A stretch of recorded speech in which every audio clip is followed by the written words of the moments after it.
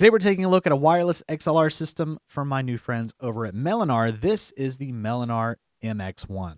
So Melonare are sponsoring this video. They did send this out to the channel. As always, links are in the description. All thoughts and opinions are mine, regardless of sponsorship.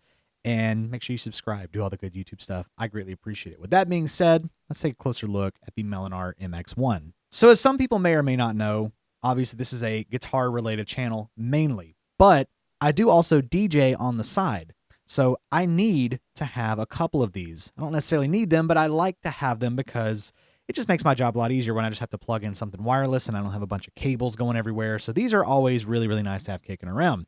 I'm hoping that I can add this one to my regular kind of setup, if you will, because it's always nice to have a reliable backup just in case. So I am currently using the MX1. As you may or may not have noticed, there are no cables here, so no magic tricks. It's all wireless, baby. So we have the transmitter here going into my MOVO phantom interface. The receiver is over there. One thing that I really like about systems like this is the fact that it's got built-in phantom power. So there is a phantom power switch on the transmitter right here, and this MOVO UM6 does require phantom power to operate. So if I was going wired into my interface, I do have a phantom power switch on there, but if I was out in the field, so to speak, or at an event, and I happen to have a condenser mic with me, I would need something like this. And again, thus far, audio quality sounds pretty good, so no complaints there. One note about phantom power, folks, I always try to mention this. Anytime you go to plug in a condenser mic, make sure your phantom power is off. Anytime you go to unplug a condenser mic, make sure the phantom power is off, because if you don't do that on either instance, you risk damaging or completely destroying your condenser mic, and nobody wants that.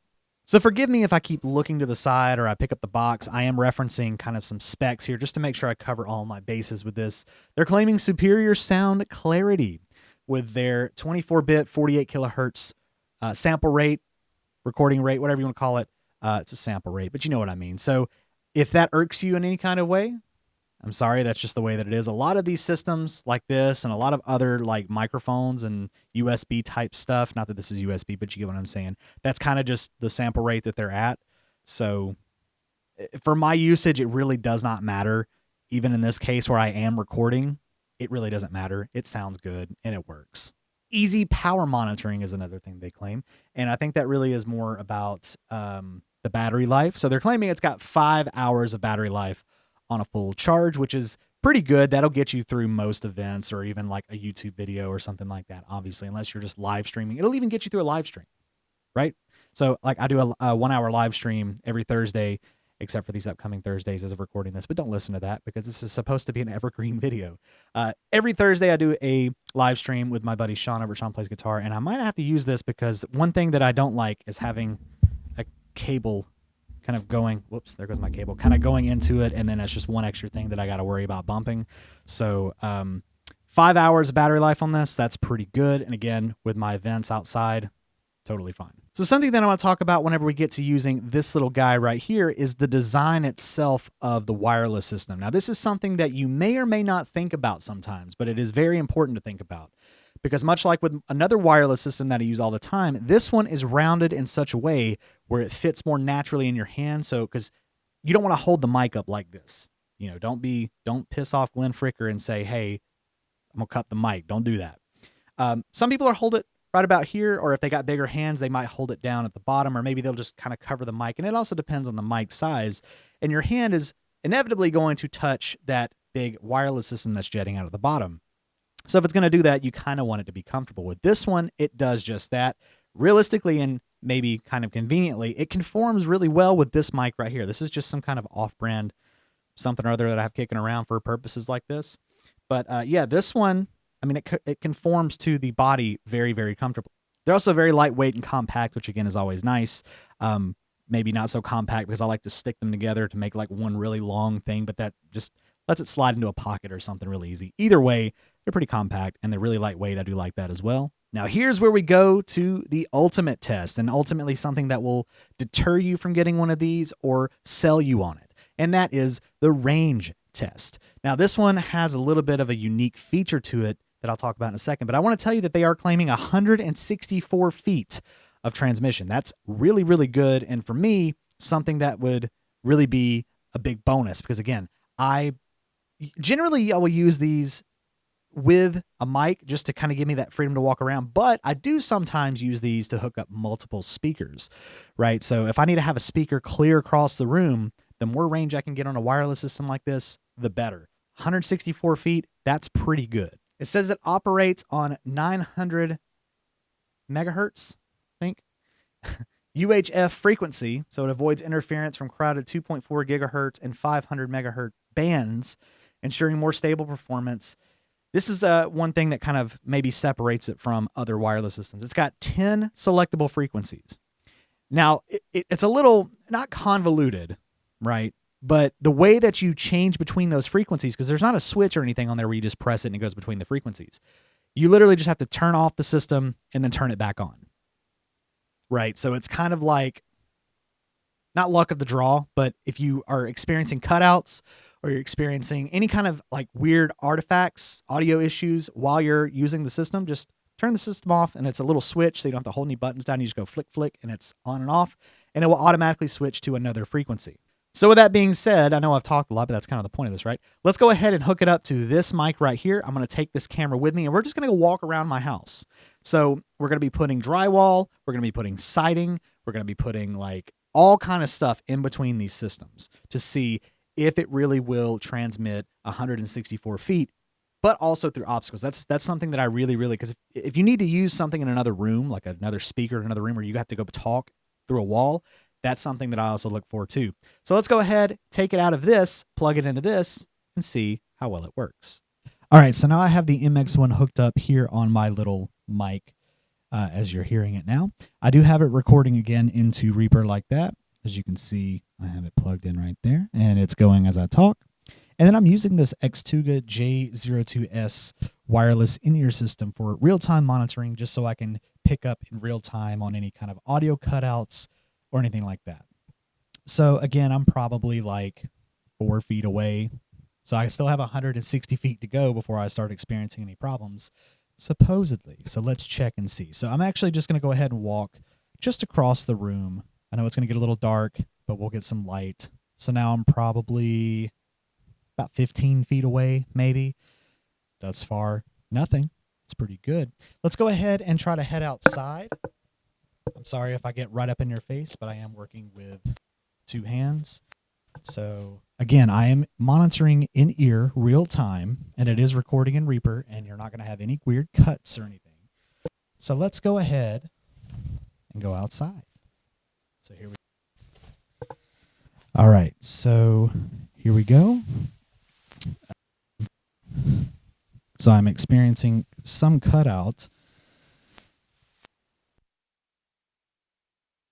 Hello, there we go.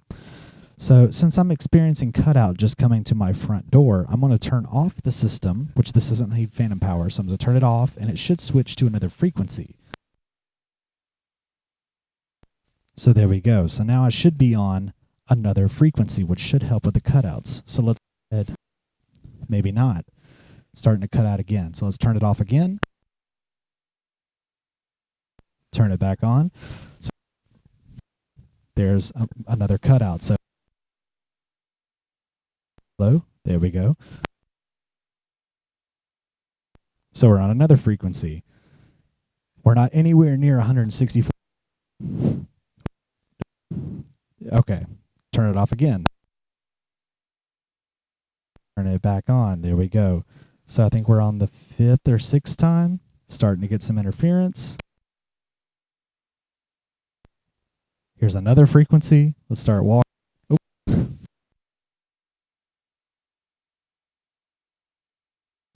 Here's another frequency. Okay, here we go again. All right, here's another frequency. See, I'm trying to give it the benefit of the doubt, folks. Here's another frequency. Actually, here it is right here. I didn't turn it off, but there we go. Okay. So I'm actually just going to go ahead and start walking back in. All right. So here we are back in the house. So let's go ahead and just upstairs. So now I'm in the house. So literally right below my feet is the receiver. Okay. So I'm not that far. Again, we do have. Okay. So we do have a lot of stuff in between us, construction wise, wood and drywall and drop tile or drop ceiling. But as you can tell, we're still experiencing a lot of dropouts. So what that leads me to believe is, now that we're back in the room, there we go. Now that we're back in the room, you get 164 feet of transmission in clear sight. So literally, as I'm standing here right in front of this, if I continue to just step back to maybe to the other side of the room, I'll still have the signal. But I think I went through just about all of the frequencies by turning the system on and off, and it didn't really do anything.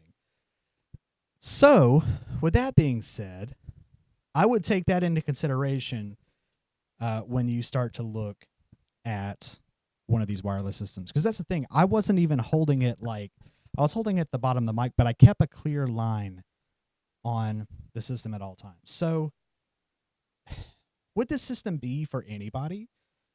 I say that it does have its uses. Again, if you're in a large room and you need to connect multiple speakers, as long as the transmitter and receiver stay within sight of each other, you shouldn't have any issues.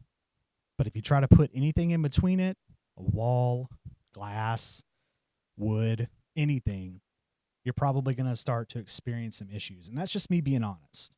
Okay. I think that it has the potential to be a great system, but it just needs a little bit of work, right? So not the worst thing in the world, but definitely something to consider. So with that being said, there's a link in the description if you want to pick one up. They're rather affordable. So there you go. Thank you, Melonare, for sending out Melonare. So thank you, Melonare, for sending out the MX1 system. It's an interesting video to make. Again, there's a link in the description. Make sure you subscribe, hit the bell notification, like button, all the good YouTube stuff, and I'll catch you guys in the next video.